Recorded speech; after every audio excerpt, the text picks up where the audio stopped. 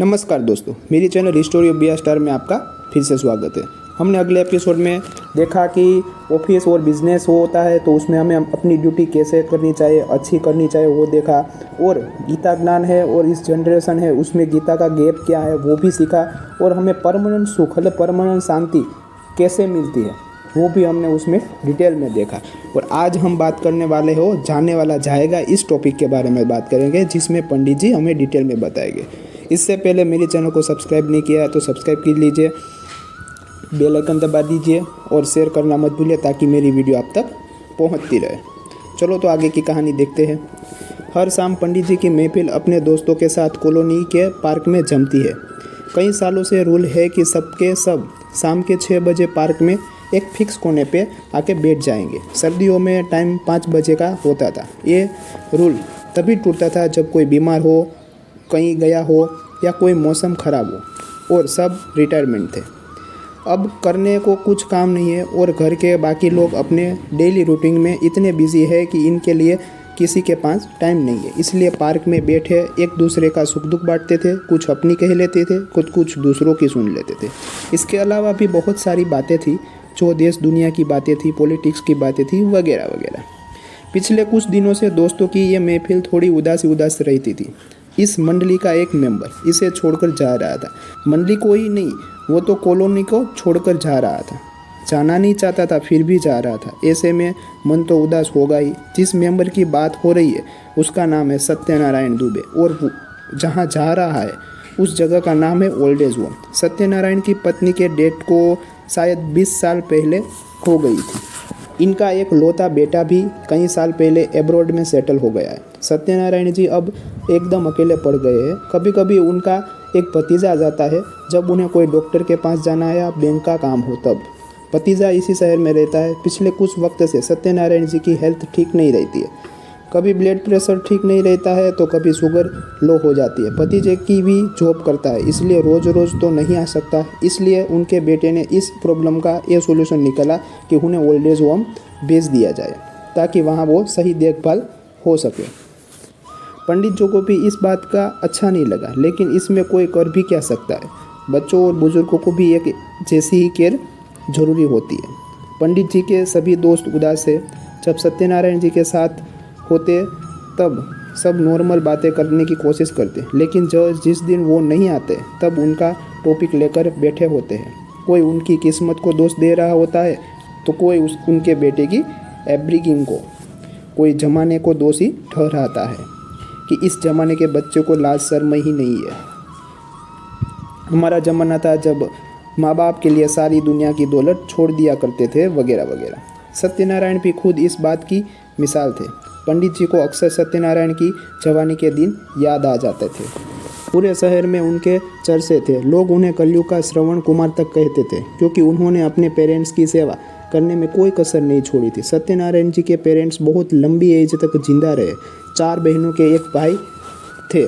सत्यनारायण जी बहनों ने शादी के बाद अपने घर चली गई और इसलिए पेरेंट्स की रिस्पॉन्सिबिलिटी सत्यनारायण जी को निभानी थी, जिसे उन्होंने अच्छे से निभाया था। सुबह सुबह उठकर ऑफिस जाने से पहले अपने पेरेंट्स को नाश्ता बनाकर खिला देना, क्योंकि उनकी वाइफ बच्चों को स्कूल जाने की तैयारी में बिजी रहती थी। पेरेंट्स के रूम से लेकर कपड़ों तक की साफ़ सफाई की जिम्मेदारी खुद ले लेते थे, क्योंकि उस दौर में सब अपने काम खुद ही करते थे। काम वाली रखने या नौकर रखने का ना तो चलन था और ना ही इतना पैसा लोगों के पास हुआ करता था।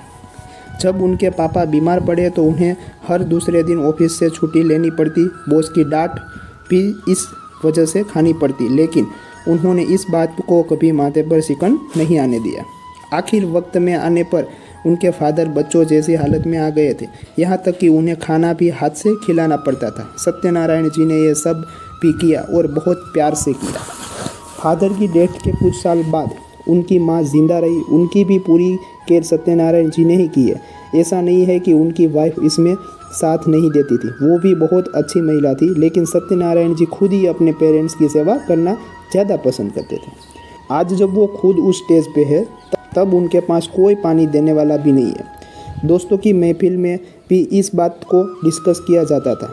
पंडित तुम तो कहते हो कि इंसान अपने कर्मों के हिसाब से फल भुगतता है। हमारी जानकारी में सत्यनारायण जी तो बहुत अच्छे कर्म किए, अपने पेरेंट्स की बहुत सेवा की है, फिर उसके साथ ऐसा क्यों हो रहा है बताओ। उसे इस एज में क्यों अपना घर छोड़कर अनजान लोगों के साथ रहने जाना पड़ता है।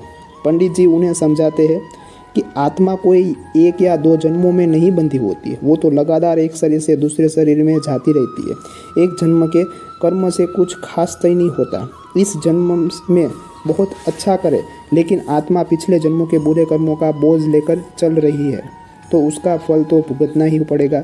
अब वो दिन भी आ गया था जब सत्यनारायण को ओल्ड एज होम जाना था। एक शाम पहले जब उनसे मिलने उनके घर गए तो माहौल बहुत गमगीन हो गया था। सब मिलकर लौट आए पर पंडित जी वहीं बैठे रहे। जब एकांत हुआ तब सत्यनारायण जी पंडित जी के सामने खुलकर रो पड़े। उन्हें अपने बेटे से कोई शिकायत नहीं थी, लेकिन अपने भाग्य से बहुत शिकायत थे। वे इसी घर में रहना चाहते थे क्योंकि यहाँ से उनकी यादें जुड़ी थी। उनका जन्म यहाँ हुआ था, उनकी पत्नी विदा होकर इस घर में आई थी और वहीं से ही विदा हुई थी। वो जिंदगी के आखिरी पड़ाव पर इस घर से दूर रहना नहीं चाहते थे। बस यही दुख उन्हें खाए जा रहा था। ये ओल्ड एज वाला फैसला भी बहुत सारे ऑप्शन ट्राई करने के बाद ही आया था। पहले किसी रिलेटिव के बेटे के साथ रखा गया, लेकिन एक बूढ़े आदमी की रिस्पॉन्सिबिलिटी कौन उठाएगा, इसलिए वो भी चला गया। फिर एक सर्वेंट का इंतज़ाम किया गया, लेकिन वो भी कुछ टाइम के बाद कुछ छोटा मोटा सामान चुरा कर भाग गया। उनकी हेल्थ हर दिन गिरती जा रही थी, इसलिए उनके बेटे ने ये इंतज़ाम कर दिया था। इस ओल्ड एज होम में डॉक्टर से लेकर नर्स तक सारी फैसिलिटीज़ थी। खाने से लेकर सोना जागना सब कुछ सीसीटीवी कैमरे में सामने होता था। पंडित जी अपने दोस्त के मन को अच्छे से समझ गए और ये भी समझ रहे थे कि उन्हें समझाना बहुत ज़रूरी है, इसलिए उन्होंने सत्यनारायण को शांत किया और फिर उन्होंने गीता का ये श्लोक सुनाया।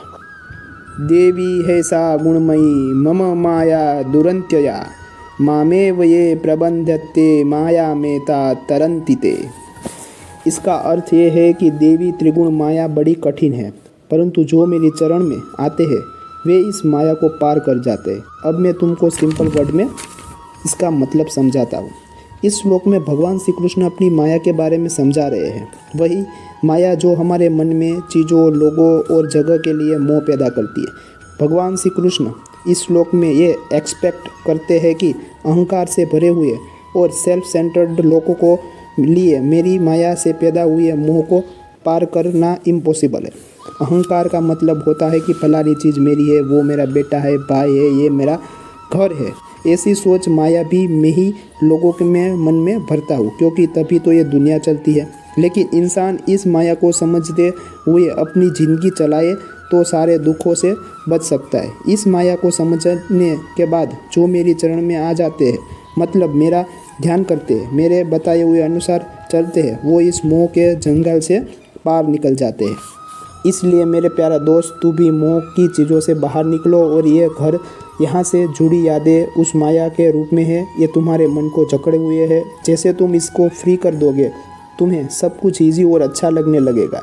अब तक हमने जैसा भी जीवन जिया वो जी लिया, लेकिन अब भगवान के चरणों में ध्यान लगाने का वक्त है।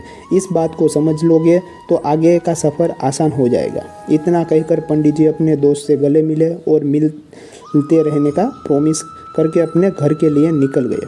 चलते हुए उसने भगवान श्री कृष्ण से सत्यनारायण जी को शक्ति और पैशन देने की प्रार्थना की। तो दोस्तों, मैं मेरा वीडियो यहीं समाप्त करता हूँ। मेरा वीडियो जो अच्छा लगा हो तो मेरे चैनल को लाइक कीजिए, सब्सक्राइब कीजिए और बेल आइकन दबाना मत भूलिए, ताकि मेरी वीडियो आप तक पहुँचती रहे और दूसरों तक भी पहुँचती रहे। नमस्कार।